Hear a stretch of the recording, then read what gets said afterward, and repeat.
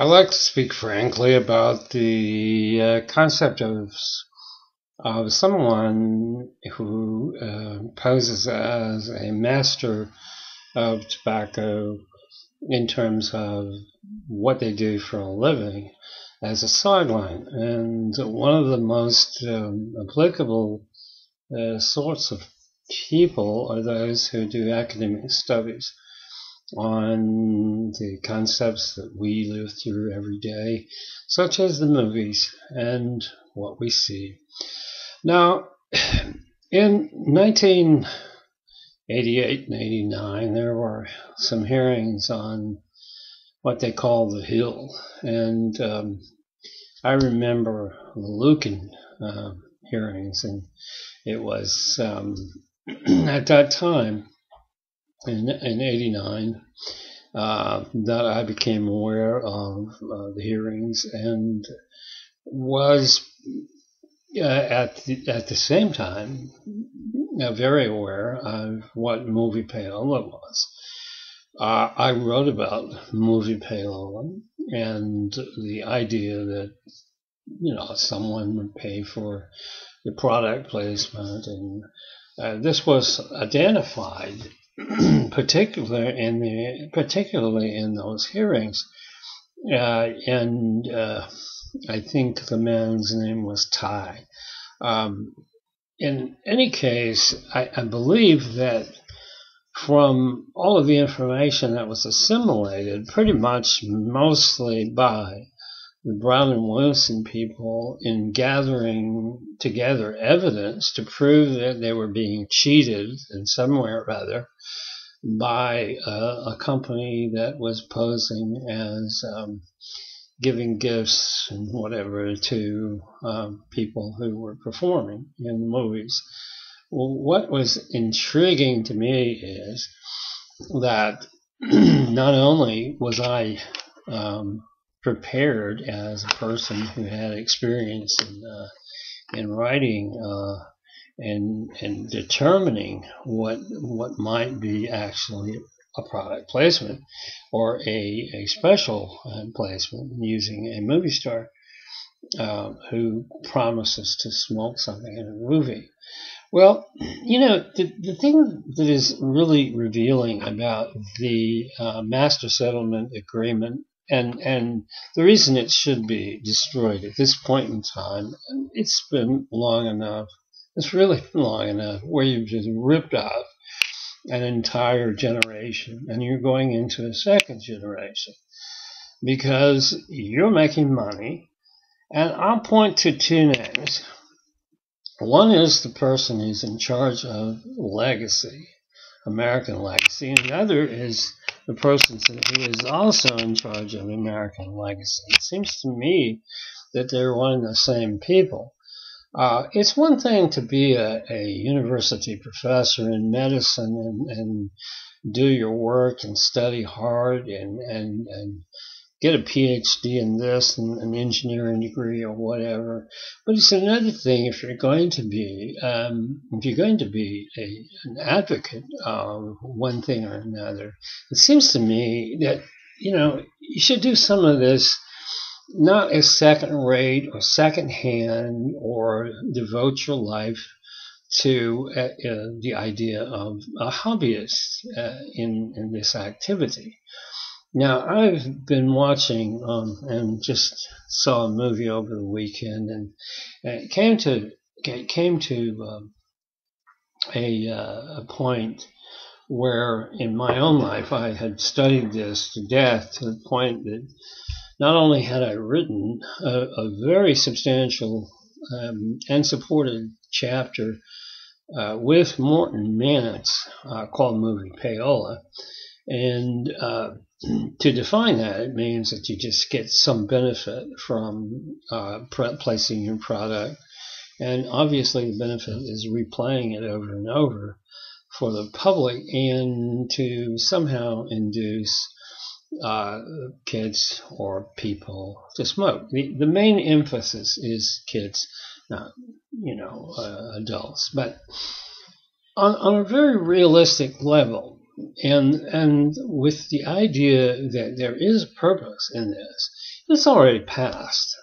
And so I pick up this very intensive study of Stanton Glantz together with another man who has decided that, well, we got to pick off some cherries and get some more money here.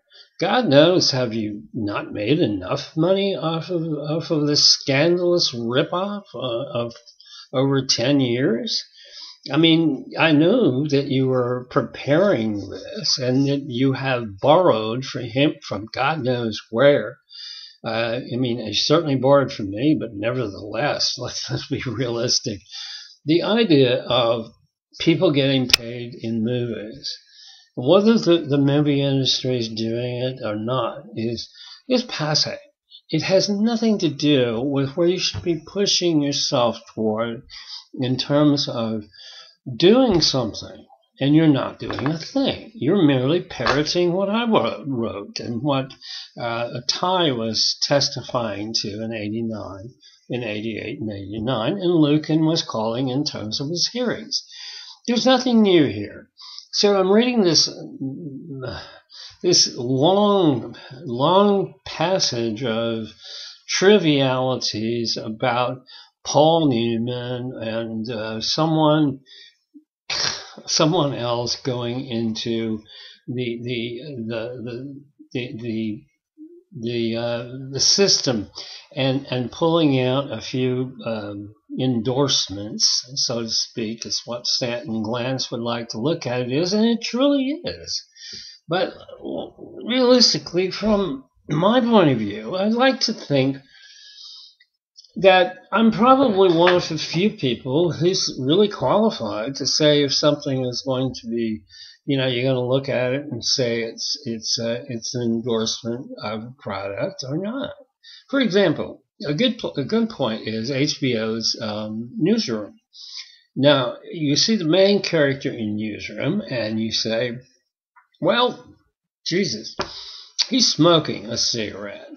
He's smoking a butt. This is a magnificent series.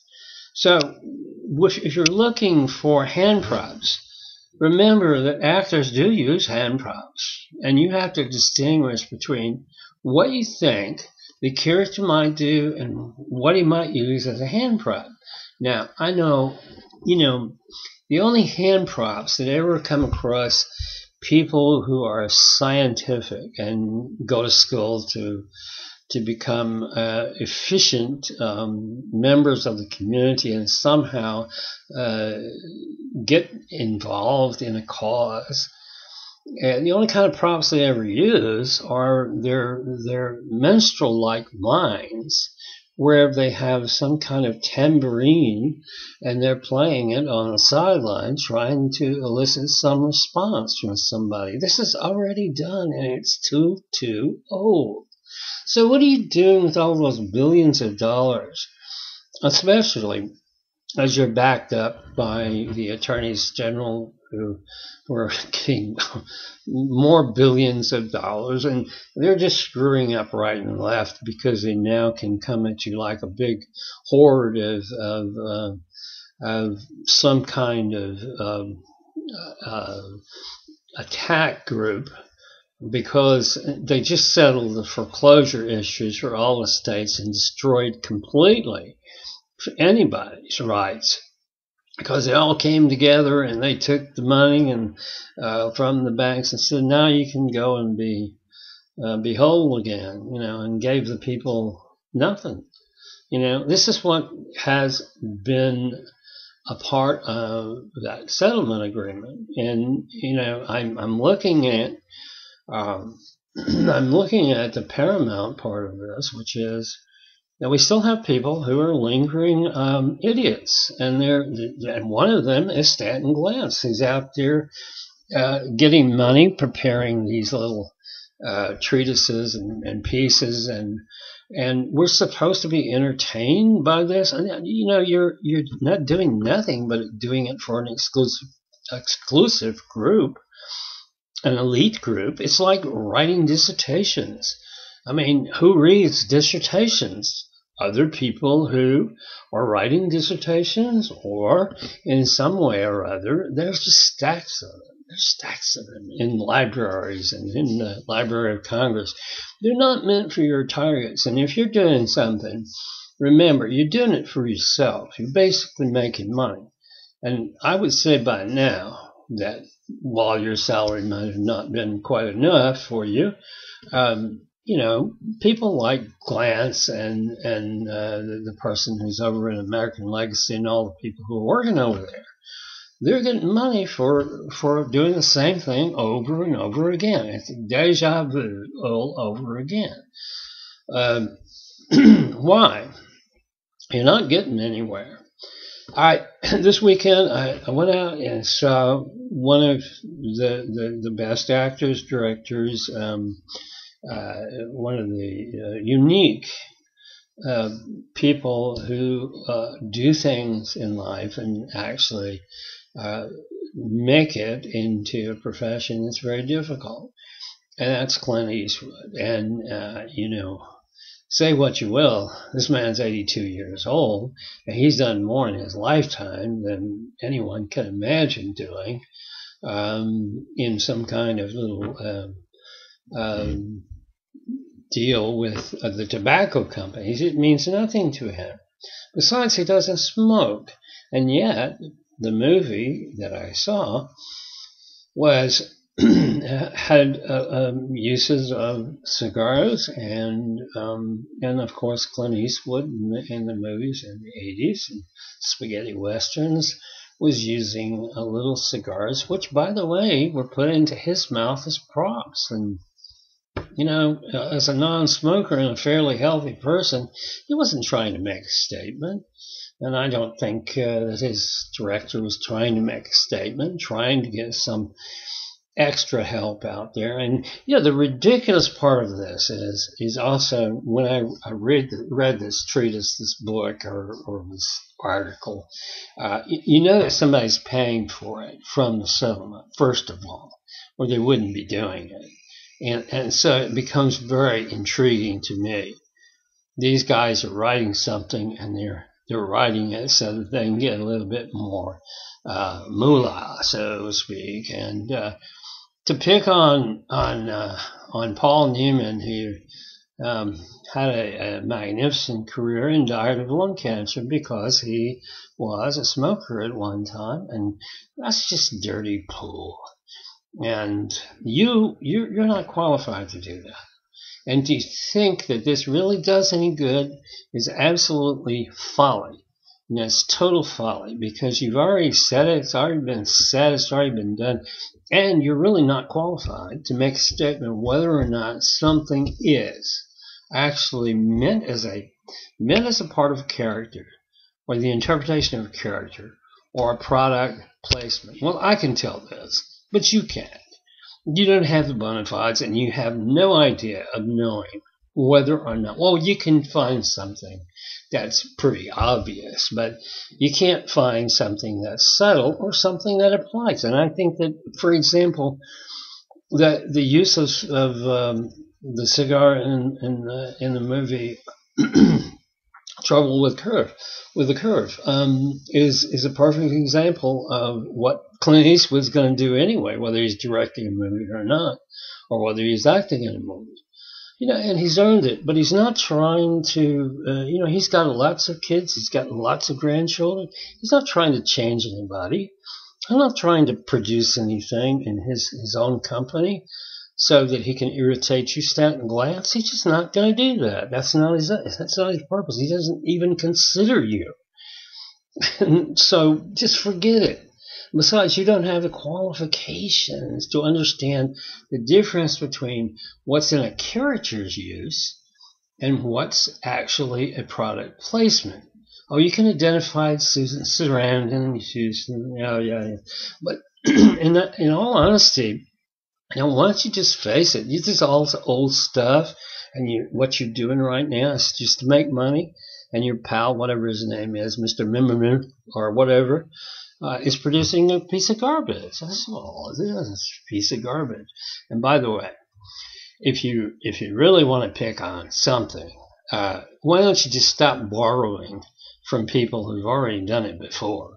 And this was certainly done before, back in 1992, and it's called movie Payola, and you borrowed a little bit from that too.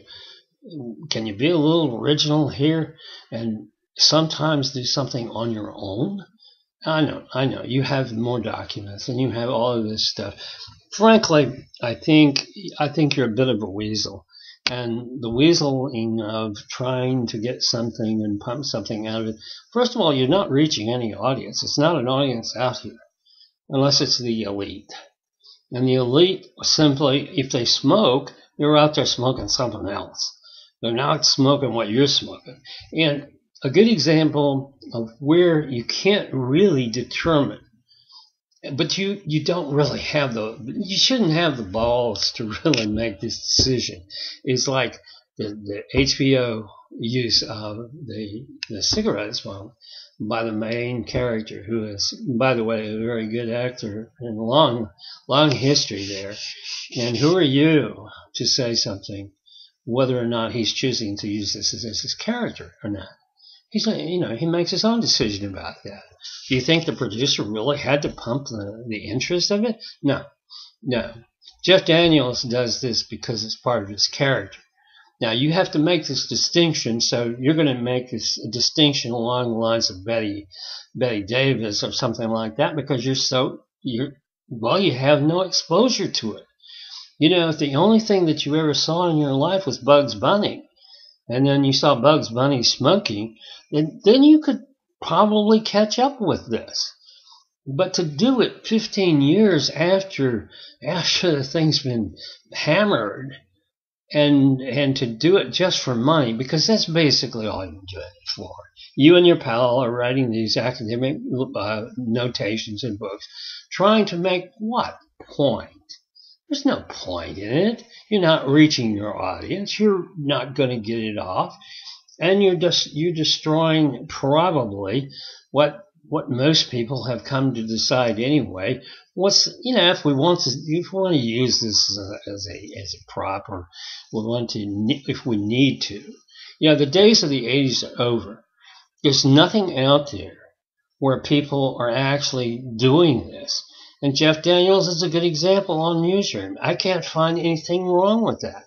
First of all, you're not going to have a lot of people that are going to be taken in by Jeff Daniels' portrayal, other than the fact that it's pure genius and absolutely incredibly written so well, and it performs so well that I couldn't come to the conclusion that he's using a cigarette, so therefore we should not have our children watch this. You ought to have your children watch something that's good. And maybe your older people too, but you're trying to fool people by telling them that something that's happening in the 1980s, and 90s, go on. It's the same thing as it happened during the 1930s, the 40s, the 50s. Listen, honest to God, the real point is the tobacco companies, in fact, did not really, and I say this from pure knowledge of the tobacco industry because I was inside there. Nobody else, me. And I'm the only one talking here. And so listen to me, because I can say from a fact, there wasn't anything that the tobacco industries knew other than they were producing a product that people liked up until approximately the 1950s, early 50s, when as you know, the Surgeon General, the people in England and here in America found out, oh gosh, there's something that's really wrong here. Now, after that point, you can say, okay, something's wrong, but then you have to run through that. And to use examples from the 80s on movie Payola, that sort of thing, and making money from it is the wrong thing. just forget it. We all know what you do, and we know what you did. And basically, when you were doing your best work was back when you were unified and before the settlement. Now you're just collecting a bunch of checks from the tobacco companies. So who's really working for the tobacco companies? That's really the question. I think you're working for the tobacco companies because you're really repeating the same thing. And if you're repeating it and you're not drawing in a new audience, and you've made your peace, so to speak, with the tobacco industry, that's good. But don't pick on Paul Newman and don't pick on Clint Eastwood because they're too big for you. And they'll make their own decisions. And sorry that Paul Newman is dead to make any statement here, and he wouldn't anyway. But I'm reasonably assured that you're just sort of treading water in this area. So again, more news from the front, from California and the deadheads that are out there trying to produce what? Conformity and money and pocketing it all along the way. You are disgusting and you're disgraceful, and you should stop it. And so I think you should just call up the people at the Treasury where the booty is being held in the hallowed halls of the Master Settlement Agreement, which is, the people who are in the halls, which are the attorneys general. Why do they have this information, all this information about what goes on, what doesn't go on? And then they're doing other things too, which I need to comment about. But the reality here is that you're repeating yourself and you're doing it over and over and over again. And you're doing it for no good reason. Maybe you're helping out a friend with a few bucks. That would be probably several digits of funding to what looks to be like an academic state. It's not worth my time, not worth your time, and you're not hitting a target. So I'm on to you. Took me a while, and it took you a while to show what a great failure this has been. And I didn't give my time and effort long ago, almost 20 years, or more than that, and to see it to come to this. So I'm going to be talking about you, and I'm going to be talking about what you're doing and why you're doing it. And if you want to answer, fine. But the point is, you're repeating yourselves, and you're not getting anywhere. And you're not qualified in this area to do anything. And to certainly, you're not going to reach the people. Clint Eastwood was very good in the movie. He was excellent in Trouble with the Curve. He smoked cigars all the way through. And you know what? He doesn't even smoke, as far as I know. Now, if you're going to pick on somebody, pick on somebody else. Why don't you pick on yourself for being such a hypocrite? And whatever you are beyond that.